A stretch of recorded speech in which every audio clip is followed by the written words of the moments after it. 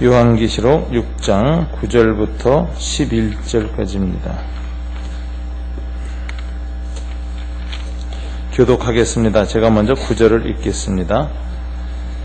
다섯째 인을 떼실 때에 내가 보니 하나님의 말씀과 그들이 가진 증거로 말미암아 죽임을 당한 영혼들이 제단 아래에 있어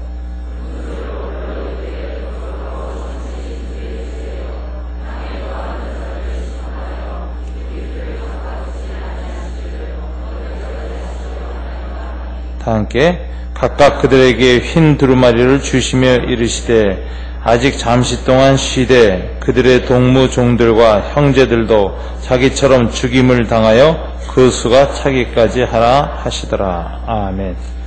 다시 한번 기도하겠습니다. 하나님 아버지 감사합니다. 오늘 이 아침 주님 앞에 저희들이 나와서 예배드리게 하시니 감사합니다. 거룩한 주일입니다. 또 동시에 사회적으로는 고 김대중 대통령 서거로 말미암은 국장일입니다. 온 국민들의 마음을 위로해 주시고 또 우리 교우들에게 있어서도 하나님 앞에서 이 죽음의 의미가 무엇인가를 말씀을 통해서 다시 한번 또 살펴볼 수 있는 기회도 허락하여 주시옵소서. 예수님 이름으로 기도드립니다. 아멘. 우리 교우 여러분들께서 10대 후반 또는 20대 전반 30대까지 포함해서 청춘의 시기를 살 때 청춘을 어떤 색깔로 여러분 표시하시겠습니까? 어떤 분들 아주 밝고 환하고 명랑한 색깔로 표현할 분들이 계실 겁니다. 요즘 20대를 보면 그런 것 같아요. 발라드, 개그, 코미디, 그 다음에 해외 연수, 사랑, 이 내용들을 이렇게 보면 젊은이들의 칠해진 색깔들이 상당히 밝은 부분이 있습니다.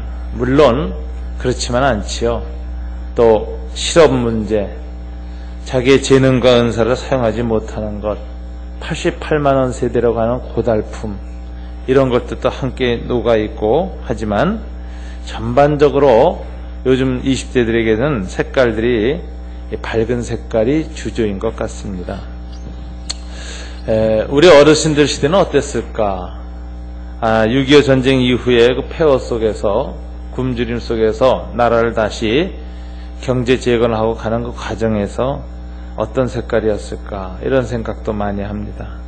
생존의 허덕이고 생존 문제가 가장 중요한 그런 시기였던 것 같습니다. 저의 20대는 어땠을까? 다시 돌이켜봤더니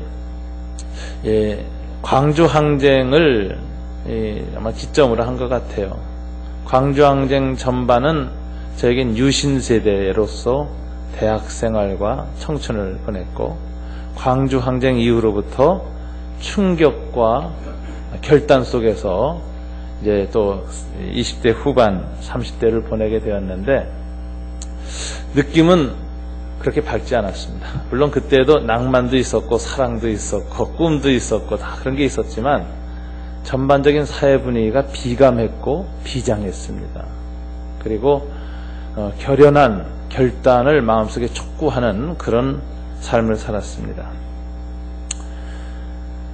광주항쟁 이후로 특별히 제가 그 사회 철학을 서울대 대학원에서 손봉호 장로님 밑에서 공부하고 있을 때 서울대 캠퍼스를 내려올 때마다 많은 젊은이들이 죽어서 그 초상이 이렇게 있고 분향소가 있는데 그 내려오는 그 분향소 수없이 있었어요.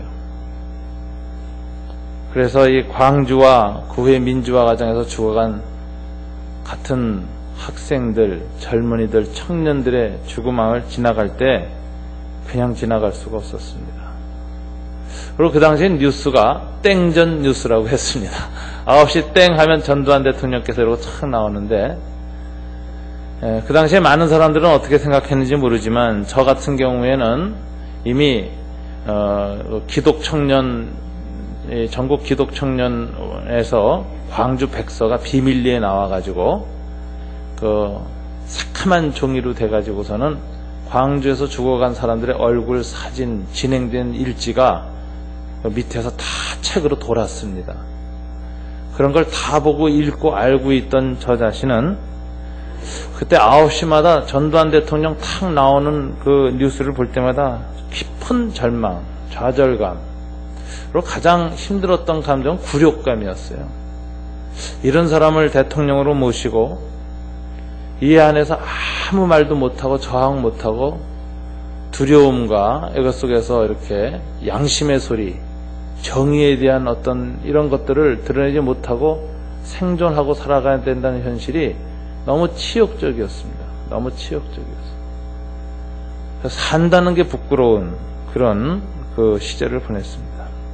그래서 그 시대의 정서를 보면은 딱 하나, 양희은 씨의 그 노래, 그게 바로 정서였다 이런 생각이 들어요. 뭔가 비장하고 어두웠고 힘들었습니다. 그 세대가 지금 40대가 됐습니다. 그리고 50대도 이제 거기에 속해 있습니다.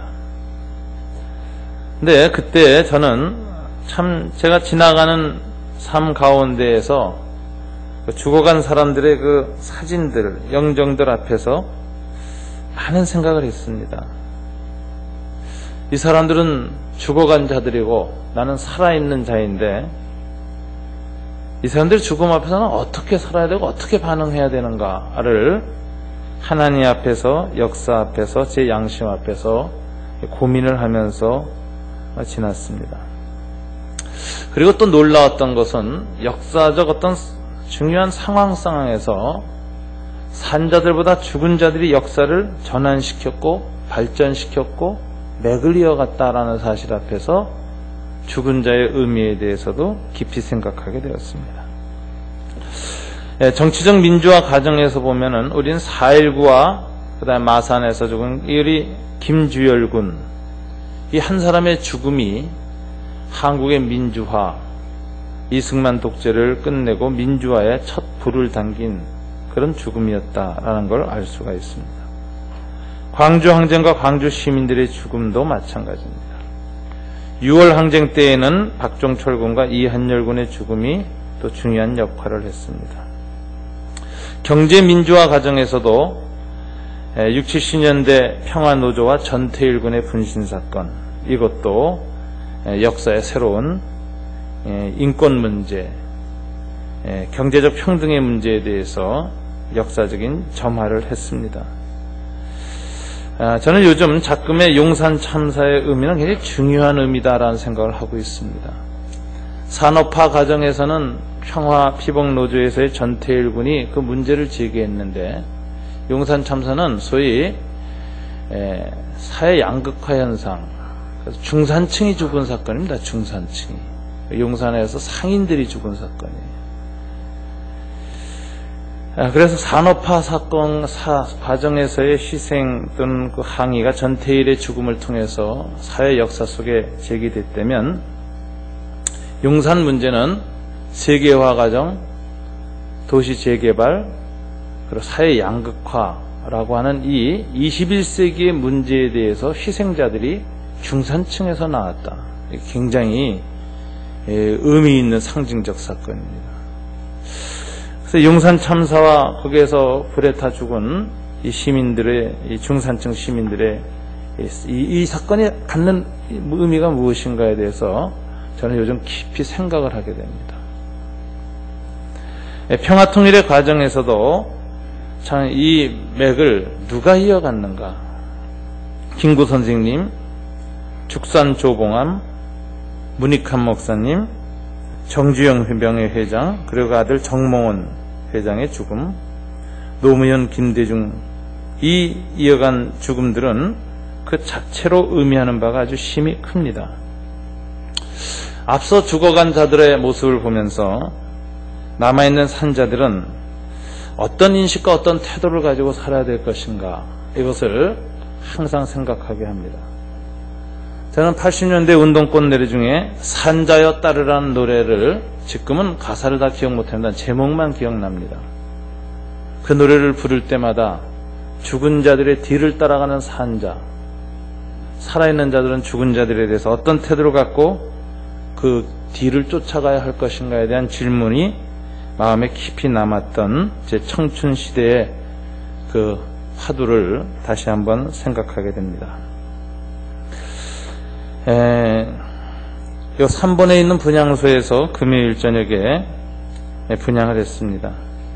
이번엔 호상인 것 같아서 멀리 갈 필요 없이 그냥 동네에서 분향하자. 그리고 분향을 했습니다만은 분향사를 나오면서 다시 한번 하나님께서 이 질문을 저한테 던지시더라고요. 죽은 사람 앞에서 너는 산자로서 어떤 삶을 살아야 할 것인가? 성경을 묵상하기 시작했습니다. 성경이 죽은 자에 대해서 뭐라고 말하는가?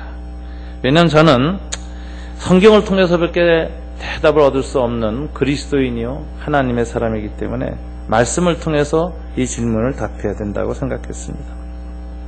첫째 깨달은 것은 역사는 산자들의 목이 아니라 죽은 자들에 의해서 발전되고 완성된다라는 생각을 하게 됐습니다.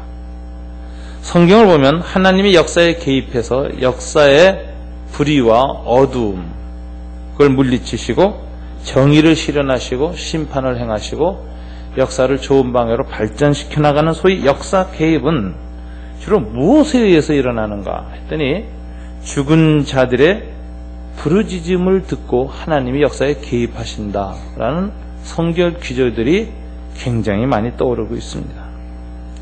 창세기 4장 10절에 보면 가인에 의해서 아발이 죽었습니다. 그런데 하나님께서 4장 10절에 가인에게 나타나셔서 심판을 행하시고 정의를 행하시는데 아벨의 억울한 죽음에 대한 하나의 판단을 해주시는데 그때 뭐라고 하시냐면 이렇게 말하십니다. 가라사대 네가 무엇을 하였느냐? 네 아우의 핏소리가 땅에서부터 내게 호소하였느니라. 왜 하나님이 인간의 역사 속에 시공간 안에 개입하셔서 하나님의 뜻을 행하시고 이 땅의 불의를 정의로 바꾸시는가? 그 계기는 아벨의 핏소리입니다. 아벨의 핏소리가 내게 호소했기 때문에 내가 땅의 역사에 개입하였노라.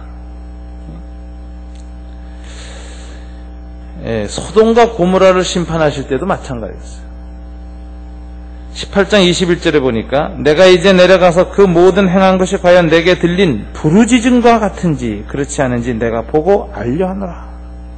소돔과 고모라의 불의에 희생당한 사람들의 비명소리를 들으시고 하나님이 현장 검증을 하러 내려오신 겁니다. 그리고서는 아브라함에게 그 얘기를 하시는 거예요. 내가 지금 너희 집을 거쳐서 소돔과 고모라로 천사 둘과 가는 이유는 내게 들린 그 부르짖음이 과연 그러한지 직접 보려 하노라.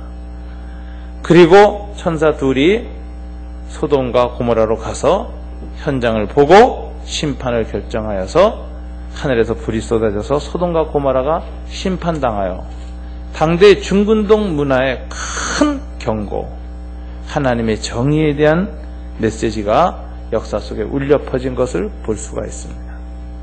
그때도 하나님은 왜 소돔과 고모라의 역사적 현실, 그 장소에 개입하시는가? 이유는 단언합니다. 부르짖음 소리, 히브리어로 짜, 영어로는 crying이라고 번역됩니다. 비명의 외침 소리에 하나님은 귀를 기울이셨다라는 것입니다. 이스라엘을 멸망시키기로 작정하시고 북이스라엘 아합 집안을 붕괴시키기로 한 왕조를 무너뜨리기로 결정하신 하나님의 역사 개입도 어떻게 일어나는가?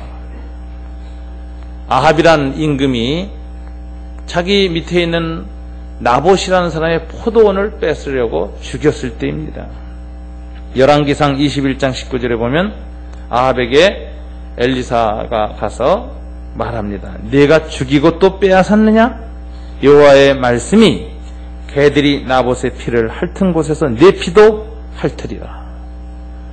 그래서 아합의 왕가가 멸망당하고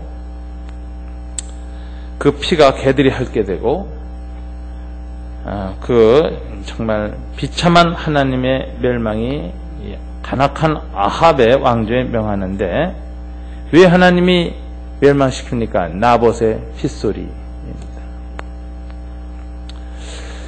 가장 명백한 기절은 오늘 본문입니다. 계시록 6장 10절을 보시면 죽임을 당한 영혼들이 제단 아래에 있어 외칩니다. 뭐라고 외치죠? 다 같이 읽어볼까요? 큰 소리로 불러 이르되 거룩하고 참되신 대주제여 땅에 거하는 자들을 심판하여 우리 피를 갚아주지 아니하시기를 어느 때까지 하시려 하나이까 하니. 죽은 사람들이 그냥 의식의 혼절 내지 의식 없음 상태에 있지 아니하다는 게 성경의 가르침입니다. 여러분이 돌아가시면 여러분의 영혼이 육체를 딱 벗어나는 순간에 그냥 영화 끝나듯이 의식이 소멸되느냐? 그렇지가 않습니다. 성경에 보면은 주님이 말씀하신 대로 오늘 내가 나와 함께 낙원에 있으리라.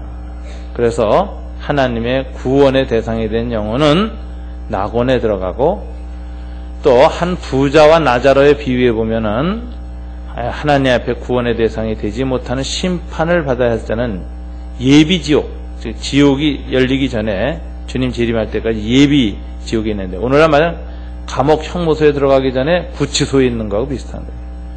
거기에 들어가서 불목 가운데서 고통하며 그 기간을 기다리게 된다라고 얘기했어요.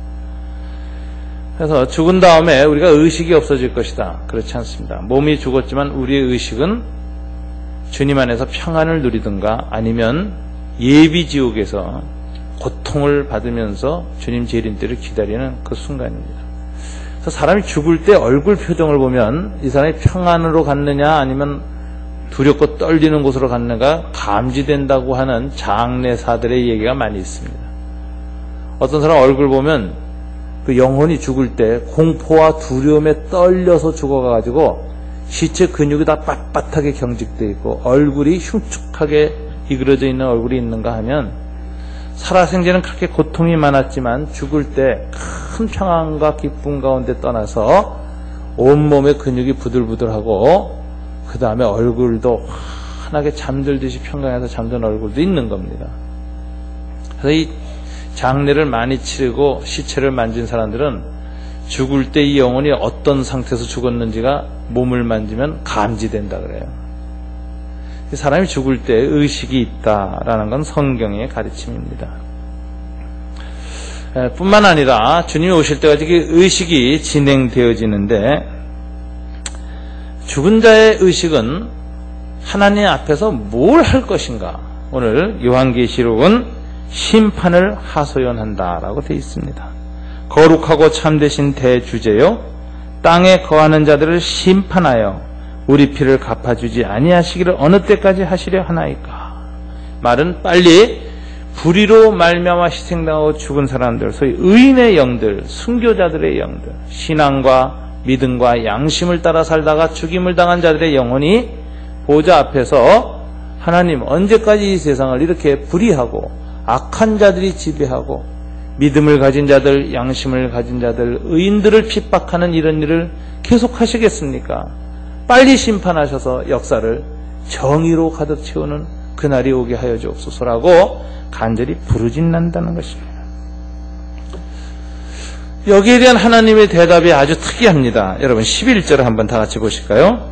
각각 그들에게 흰 두루마리를 주시며 이르시되 아직 잠시 동안 쉬되 그들의 동무 종들과 형제들도 자기처럼 죽임을 당하여 그 수가 차기까지 하라 하시더라. 첫째, 아직 잠시 동안 쉬되라고 했으니까 이 하나님의 보호자 앞에서 기도하는 상태를 쉰다고 표현했어요. 그러니까 이제 안식을 누리면서 계속 기도를 한다라는.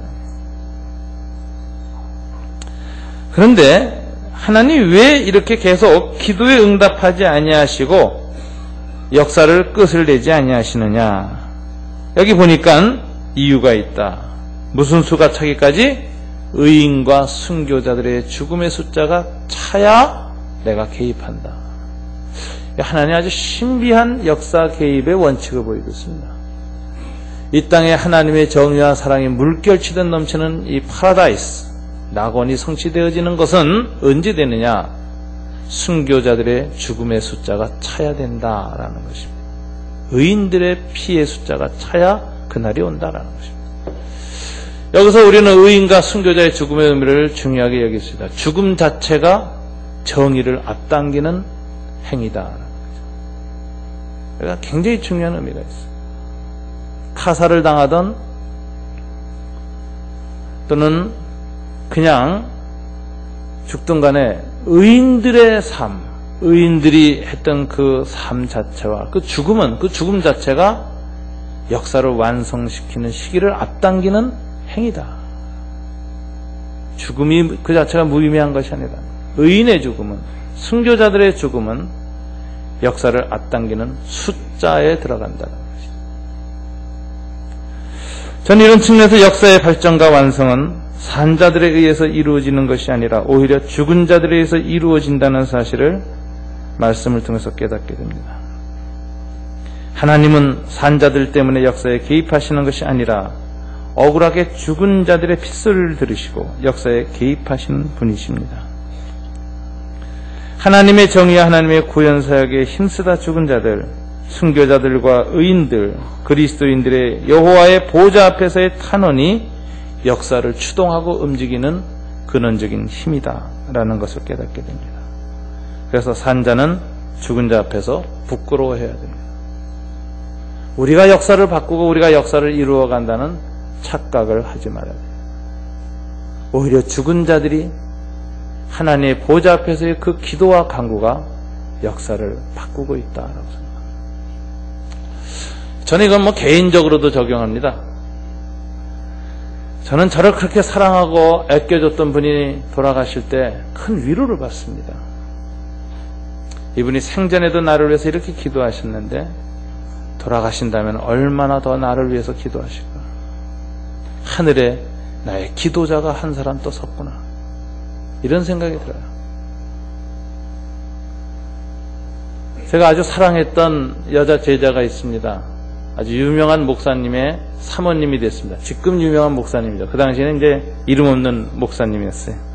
제가 그 결혼식에서 주례는 못 섰고 기도를 했습니다.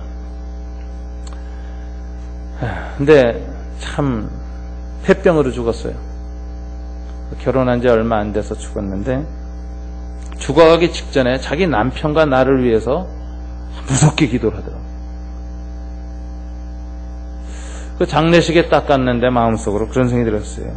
이 자매 죽기 직전까지 금식하면서 남편과 나를 위해서 기도했는데 죽은 다음에도 나를 위해서 계속 기도하겠구나.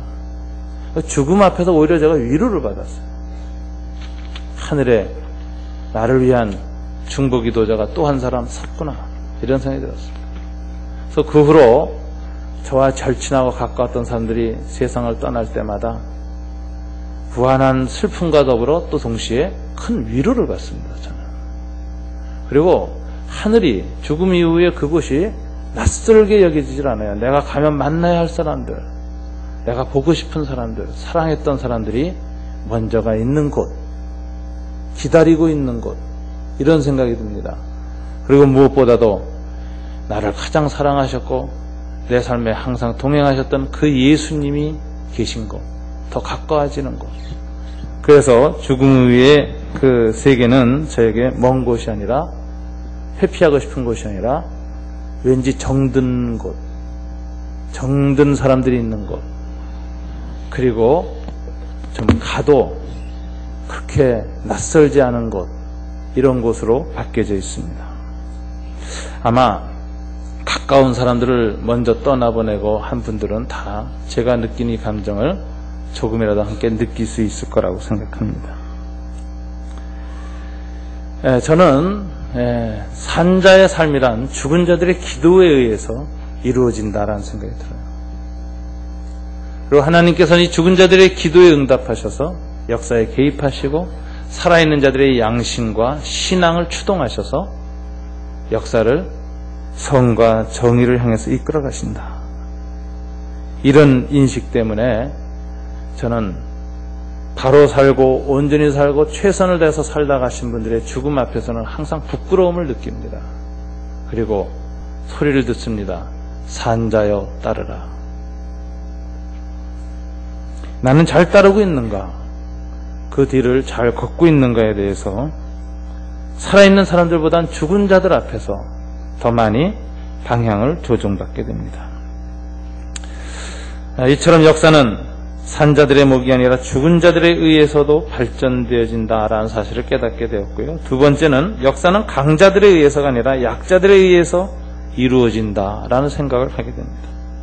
출애굽기 2장 23절부터 25절에 보니까 여러 해 후에 애굽 왕은 죽었고 이스라엘 자손은 고욕으로 인하여 부르짖으니 그 고욕으로 인하여 부르짖는 소리가 하나님께 상달한지라.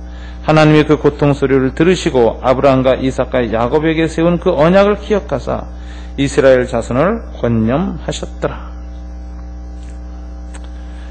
하나님께서 출애굽의 구원, 해방의 역사를 일으키신 놀라운 일은 무엇으로 시작됐는가? 애굽 왕의 고욕으로 인해서 압제당하고 있던 히브리 노예들의 부르짖음 소리를 하나님이 들으시고 출애굽의 역사를 시작하셨다. 성경 그렇게 기록하고 있습니다. 출애굽 해방 구원의 역사는 강자들의 힘이나 권력에 의해서 이루어진 것이 아니라 약자들의 신음소리, 부르짖음, 비명에 의해서 시작됐다는 것을 보여줍니다. 여기서 깨달을 수 있는 것은 죽은 자들의 핏소리를 들으시고 역사하시는 그 하나님은 역사 안에서는 산자들 가운데서는 약한 자들의 핏소리를 들으시고 역사에 개입하시는 하나님이다라는 것입니다. 저는 용산 참사에서 분신 자살도 아니고 6명이 생으로 불에 태워져 죽었다는 이 사건이 우리 시대에 무엇을 의미하는가를 깊이 생각해야 한다고 생각합니다. 지난번 성서한국대회에서 한 1000여 명의 청년들한테 얘기했습니다. 이 부분에 대해서 우리는 하나님의 소리를 들을 수 있어야 한다. 그래야 역사를 생각하는 젊은이가 되는 것이다. 그래서 그때 우리가 한 가지 결의했던 것은 어느 누가 그 일에 참여하기 전에 우리 작은 돈으로 그분들에게 헌금을 하자. 왜냐하면 국가 돈으로 해결하지 못하는 문제, 병원의 돈으로도 해결하지 못하는 문제, 유족들의 돈으로 해결하지 못하는 돈이 5억이 있습니다. 지금까지 장례를 치르지 않아서 병원 영안실에 있는 그 장례 비용이 5억입니다. 이 5억을 누가 해결할 것이냐? 이 사회적 비용을 아무도 해결 못한다고 하는 거예요. 지금 정부도 병원도 유족들도. 그럴 때 교회가 해결해야 된다. 한국교회가 나서 이 헌금을 해야 된다. 근데 여러분들의 젊은이들이 작은 돈 1000원 헌금하면 여기서 아주 작은 돈 100만 원, 10만 원을 할지라도 이 시대의 양심을 향한 돈이 되기 때문에 그 부분에 대해서 우리는 귀를 기울여야 한다라는 이야기를 제가 했습니다. 그래가지고선 헌금을 하기 시작했는데 청년들이 요즘 전체로 청년도 헌금 1000원 이상 잘 안 해요. 근데 그날은 10,000원짜리 헌금이 굉장히 많이 들어왔어요. 저는 항상 생각해요. 그 시대의 약자의 신음소리와 비명소리에 귀를 기울이시고 역사를 이끌어 가신 하나님, 우리 시대의 하나님은 어떻게 이 시대를 이끌어 가실지에 대해서 생각하게 됩니다. 세 번째, 제 묵상은 이렇게 역사 속의 의인, 선지자들, 약자들의 억울한 죽음이 무엇으로 완성됐는가라는 생각을 하게 되는데 예수님과 연관지어서 생각하게 됩니다. 예수님의 죽음은 모든 의인들의 죽음의 완성입니다. 예수님이 뭐라고 얘기하셨느냐면 아벨의 때로부터라고 했어요. 아벨, 억울한 의인의 죽음. 지금까지 선지자 스가랴에 이르기까지 모든 선지자들은 예루살렘에서 죽는다. 그러시면서 나도 예루살렘에 가서 죽는다. 이렇게 얘기하세요. 즉 예수님은 자기가 예루살렘에서 죽을 걸 내다보시면서 자기의 죽음을 어디와 연결시키셨느냐면 아벨의 죽음과 모든 선지자들의 죽음과 동일선상에 놓으셨습니다. 이게 바로 의인의 죽음이라는 거죠. 그 시대의 불의와 죄를 경책하다가 그 시대의 강자들, 그 시대의 지배자들의 권력에 의해서 죽어간 수많은 사람들, 강자들에 의해서 죽어간 약자들, 아벨과 수많은 선지자들, 그 반열에 나도 서서 예루살렘에서 죽노라 이렇게 말했습니다. 분명히 예수님의 죽음은 의인의 죽음, 선지자의 죽음, 약자의 죽음, 억울한 자들의 죽음의 대표가 되는 것입니다. 그 완성이 예수의 죽음입니다. 근데 예수의 죽음에는 또 다른 측면이 있습니다. 그것을 잘 보여주는 결정적인 기절은 히브리서 12장 24절입니다. 여러분 히브리서 12장 24절을 좀 찾아주세요. 너무 중요한 기절이기 때문에 이 기절은 우리가 꼭 읽고 마음속에 새겨야 할 기절입니다. 12장 24절 22절부터 24절까지인데 22절, 23절은 제가 읽고 24절은 여러분과 함께 읽겠습니다.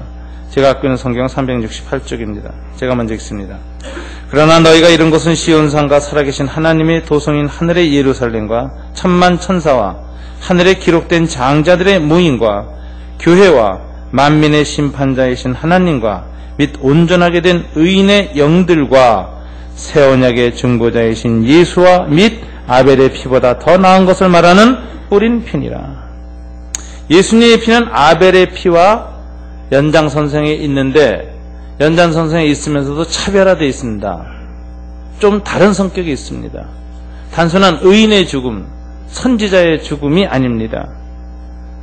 더 나은 다른 부분이 있습니다. 그럼 뭐라고 하냐? 더 나은 것을 말하는 뿌린 피라고 말했습니다. 더 나은 것, 뿌린 피, 동일한 얘기입니다. 뭐죠? 속죄의 피라는 거예요. 구약성의 피는 두 가지 형용사를 갖고 있습니다. 흘린 피와 뿌린 피. 흘린 피는 죄를 대신해 죽는 겁니다.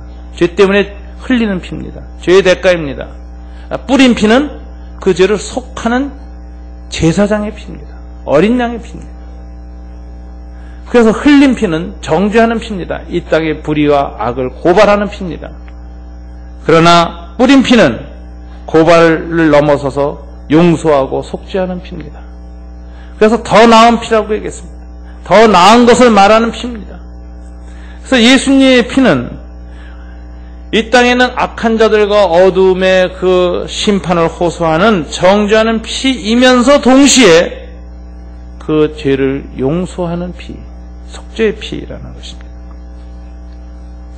불의의 세력에 의해서 순교한 의인들의 피의 정죄에서 벗어날 수 있는 유일한 길은 예수의 피라고 성경은 말하고 있습니다. 여러분이 살아있는 사람들은 모두 정죄 아래에 있습니다. 죽어간 모든 아벨들의 핏소리에 의해서 우리는 고소당하고 고발당하고 하나님의 저주와 죽음 아래밖에 있을 수 없는 우리 존재인 것입니다. 아벨의 피의 그 고발은 가인에게 그대로 미쳤습니다. 소돔과 고모라의 피는 그 의인들의 피는 소돔과 고모라에 살던 사람들의 저주와 정죄의 근거가 되었습니다. 나봇의 피는 이스라엘 왕조의 정죄와 심판의 근거가 되었습니다. 우리 시대에 죽어간 억울한 사람들의 피는 이 세대를 살고 있는 저와 여러분을 정죄하는 기능을 합니다. 우리는 아무도 이 정죄에서 벗어날 수가 없습니다. 우리는 죄의식과 죄책감과 그 다음에 불의한 세력에 대해서 침묵하고 못 본 척하고 살아간 우리의 잘못된 양심에 대해서 엄청난 죄책감을 가질 수밖에 없는 이 피가 바로 의인들의 피, 순교자의 피인 것입니다.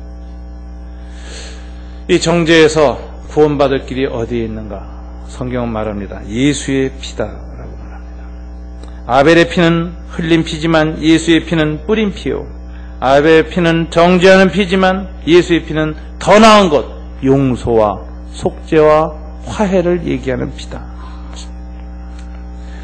예수의 죽음은 의인 선지자 순교자의 죽음의 완성이자 동시에 중보자 속죄의 완성이고 사랑의 완성이고 구원의 완성입니다. 그래서 예수님의 피 속에는 이런 심판과 구원, 정의와 사랑이 동시에 완성되어 있습니다. 저는 이 땅에서 먼저 죽어간 자들의 죽음 앞에서 산자로서 첫째가 잘 테던 부끄러움, 겸손함, 정죄의식입니다. 그러면서 이 정죄의식에서 벗어나는 길은 예수 그리스도가 가신 그 길을 가는 데 있다고 생각합니다. 그분은 더 나은 길을 가신 분이고 우리의 죄를 용서하는 길을 열어놓으신 분입니다. 그것은 의의 길이고 평화의 길이고 구원의 길이고 용서의 길입니다. 겸손하게 예수님의 길을 쫓아가는 것만이 이 땅에서 죽어간 수많은 희생자들과 의인들과 순교자들의 죽음 앞에서 우리가 구원을 얻을 수 있는 길이다라고 생각합니다. 한 크리스찬으로서 이 땅에서 하나님의 정의를 위해 치열하게 살다간 수많은 사람들, 믿음의 사람들, 또 오늘 영결식을 국장으로 거행하고 있는 고 김대중 대통령 혹은 김구 선생님, 이런 앞서가신 분들의 죽음 앞에서 우리는 산자로서 겸손하게 그리스도의 십자가를 지고 주님의 길로 따를 때에만이 우리는 온전한 반응을 역사와 하나님 앞에 하는 것입니다.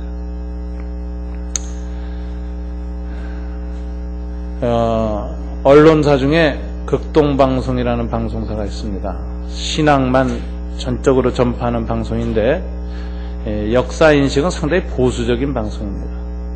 그 방송에서 6개월 동안 통일 칼럼을 저한테 녹음해서 매주 일요일 오후 5시 반에 틀겠다고 해서 저한테 부탁이 와서 요즘 교회 사무실에서 일주일에 한 번씩 녹음을 합니다. 5분짜리입니다. 근데 이번 주 녹음분이 오늘 아침에 나가는데 마침 김대중 대통령의 국장이라고 겹쳤어요. 그래서 방송사가 좋아하든 싫어하든 상관없이 저는 거기서 몇 가지 얘기를 했는데 이런 얘기를 했습니다. 제 개인적 소회니까 이것은 여러분들이 거절해 주셔도 괜찮습니다. 고 김대중 대통령은 대통령으로서 돌아가셨다라고 우리가 보통 생각합니다만은 많은 사람들의 마음속에서 어떤 사람들에게는 김대중 선생이라는 칭호가 더 자리를 많이 잡고 있습니다. 근데 선생이라는 칭호는 역사 속에서 아무에게나 붙여지지 않았습니다. 그 시대의 정신을 드러냈고 그것에서 최선을 다하고 살다간 그 시대의 사표, 정신적 스승이 될 만한 사람에게 많은 사람들이 선생이라는 칭호를 붙입니다.